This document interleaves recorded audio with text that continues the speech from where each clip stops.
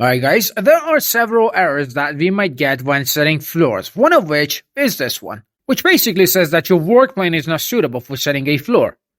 Alright then, let me elaborate on this.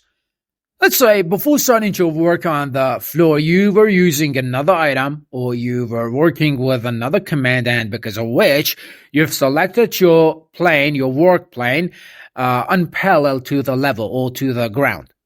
Now, to support this case, we can click on Show up here. See? As you can see, the work plane is set on the ceiling.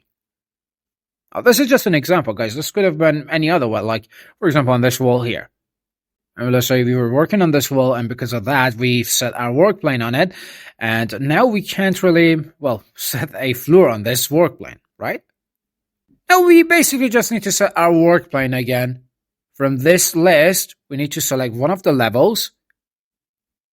We have L1, L2, and so on. Just going to go with L1 for now. As you can see, we got our new work plane.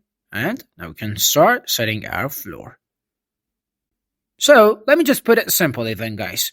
If you, during your works on the floors, if you ever saw or faced such an error related to the work planes, you just need to go ahead and set a new work plane.